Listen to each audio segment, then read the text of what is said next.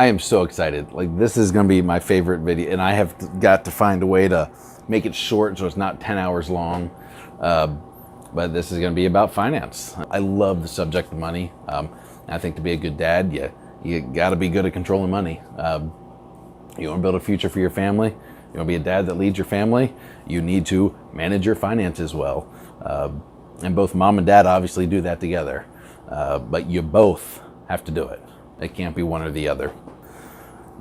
I love this one. This is episode 3, Dads and Finance.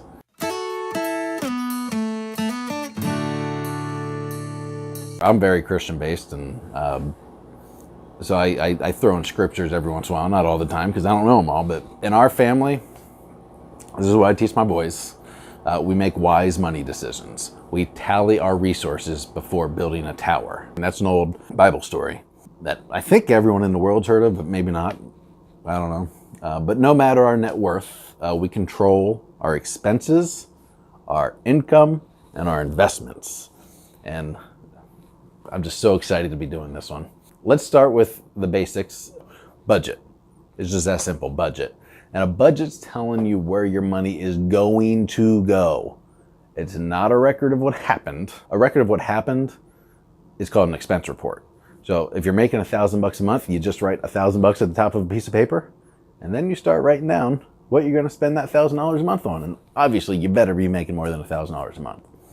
And you just rank them in order of importance. Most important thing top. For us, it's our tithe. And then it would be housing if our house wasn't paid off, but our rent or our mortgage. And then food, and then electric and water, because we have to have a house and food in our bellies to live, and so those are your most important things. And video game purchases are going to be at the very bottom, because I think video games are stupid, although I realize it's a really big industry, and my best friend is way too into them. Knowing how much you make and then deciding how much you will let yourself spend is critical if you want to be a good dad. A dad is supposed to take care of his family. And while we don't have to physically hunt, kill, plow, and sow anymore, we do need to bring in some dollars for our family to live on.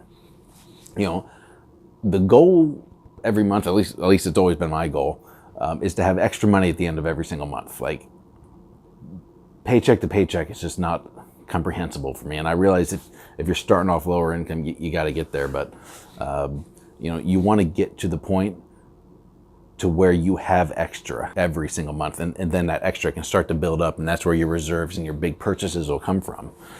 Because if you don't do that and you are paycheck to paycheck, you're never saving up a little bit. And then when something does happen and you need to buy a car and you need to buy whatever, you're going to have to borrow money to do it. Then you're just going to be making payments to somebody else. So just don't make the payments to somebody else. Make the payments to yourself first. So, and that's what drives me crazy. People say, I can't save up an extra $200 a month. And then they get a $200 a month car payment. Like, well, clearly you could have spent $200 a month saving up because you can do it for a car payment. With that extra money, we build our savings account and our emergency funds. We save for our big purchases and investments. Reconciling is another huge necessity, and it seems nobody does anymore. The amount of times I've had a friend tell me that they got surprised, or they finally checked their bank account and they've been getting charged all this money from this thing or this company they had a monthly subscription they forgot about. It's stupid. Know where your money is going. I mean, you need to have a record of, and it's so easy nowadays. Like, you know how many programs there are online that are free that'll record your expenses, and it's so easy to track. Even the banks have them now, like for you, for free. You need to have a record of your deposits and expenses, and then you just compare those records to your bank account. And that way everything is correct. The bank's telling the truth and your stuff's telling the truth, and if there's any discrepancies, you just figure out what went wrong. And if something doesn't match up, you can dig into what happened. And this keeps you from getting surprised with a check that gets deposited 2 years after you wrote it, which I think is funny when people tell me that. I had a friend come up to me, it was a couple years ago. He was like, man, somebody cashed like a $450 check. We forgot we gave it to him. Just messed up everything. Like, we almost overdrafted. I'm like, you didn't know that $450 check didn't get cashed? Like, I know where every check went. I've never had that scenario happen to me where someone didn't cash a check, but I would know right away if they didn't, like 2-3 months down the road, because it would be bugging me, and I'd probably just call them and say, hey, you haven't cashed my check. Cash my check, genius. Oh, that was a funny story. I made fun of them for a long time for that. So it also helps you stay on top of those subscriptions you meant to cancel. The amount of friends I have that don't reconcile is like 98%, and it absolutely blows my mind. And the scary part is they don't even think it's important. And a good dad needs to know where his money is and where it's going. And one of the big reasons I do these videos is there's a record for my boys to they can call me out on BS in the future if I ever don't live up to this. And I just know, like, finance is one of those things. Gosh, I feel like I'm doing a really good job as a dad, because I feel like everything's written down, and they're actually going to do pretty good on everything. But if one thing's going to be above the other, like, these boys are going to know finance. Like, back of their minds, they're always going to budget. They're going to know how much money they're bringing in and how much it's going. I mean, this is just like a routine thing at home to talk about. Another big thing we don't borrow money. Our family will not borrow money, like, ever.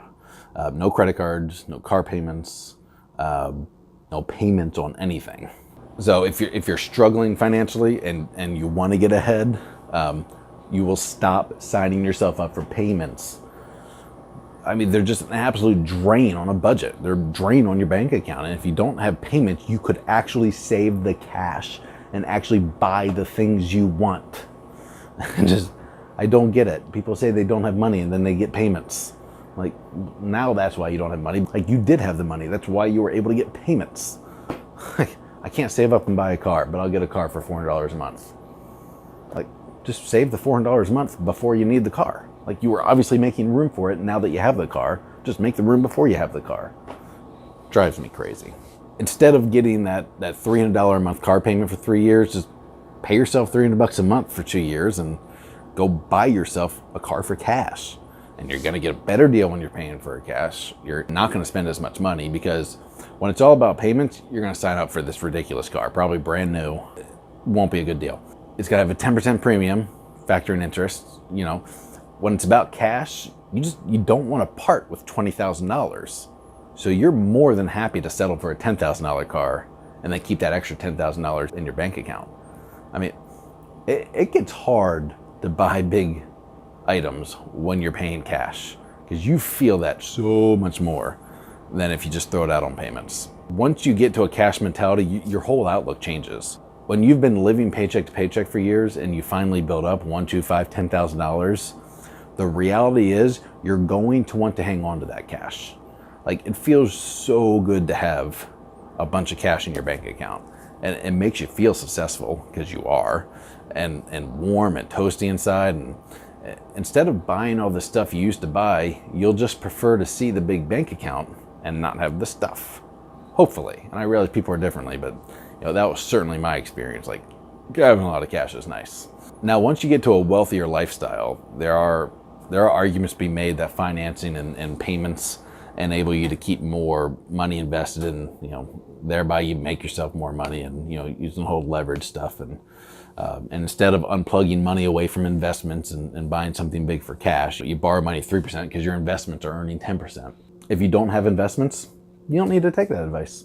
So if you're not unplugging a 10% a year investment, then don't worry about it. Like, you're not doing some smart investment style trick to make yourself money by buying a car on payments, because that cash is better off somewhere. You don't have it anywhere.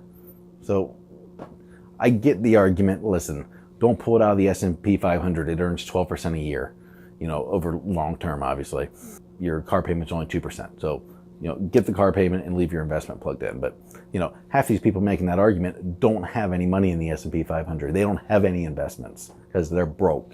So don't use that argument. And if you have a lot of money, whatever, I'm not arguing with you. And it's worked really well for some. I won't do it. And if the economy tanks in a couple years, I'll be fine. And some of those people are going to be really struggling. It's also important to note that most people living their life with everything on payments don't have investments. They're not unplugging from a hot stock market to buy a sofa. Let's recap real quick. Know exactly where every single penny of your money is going by doing a budget. Stay out of debt. Pay off any existing debt. No payments of any kind. Control your expenses. So you have extra money every month. Save and invest that extra money. If you decide to invest $500 a month into retirement instead of having a car payment, you are going to retire very, very, very rich. And that is much nicer than driving a slightly nicer car. Quick match. You're 25 years old, $0 saved for retirement. You decide to invest $458.33 every single month into a mutual fund, a Roth IRA, instead of having a car payment. So a 25-year-old's doing this. $458 a month is less than the average car payment. At age 67, with 8% average annual return, that 25-year-old will retire with $1.57 million in that same Roth IRA account. Keep in mind that Roth means 100% tax-free because you've already paid the taxes on it. So you're taking that $1.57 million out in cash with no taxes. Not a dime. It's all yours. Now let's take that one step further because 8% is low. If you select a mutual fund that mirrors like the S&P 500, which averages about 12% over its entire history, that exact same $458.33 a month, which is maxing out your IRA your Roth IRA every year, that turns into $5.7 million of cash that you can take out and not pay a penny of taxes in. But I don't want to get you too excited. Let's assume 8% and just be happily surprised if we get the 12, or, oh my gosh, what if we beat the 12? What if we beat the average? Something to think about. I mean, that sure beats a car payment where you end up broke at 67. Looking to the future is important, but knowing what's happening now is just as important. Thanks for listening to my thoughts on being a dad that manages the family's money well. Comment below. I'm certainly listening to those comments. Feel free to submit stories and thoughts to Townsend at russellcoffee.com. And of course, find us everywhere: Facebook, YouTube, Twitter, Snapchat, Instagram, podcast, and our website. These are lessons to my boys, for my boys, the things I wish I had learned or that I actually did learn when I was a kid. I'm Townsend Russell with the Dad Group and 100% Dad. We're preaching over here for dads to step up, be real men, and real leaders of their homes. Thanks for watching.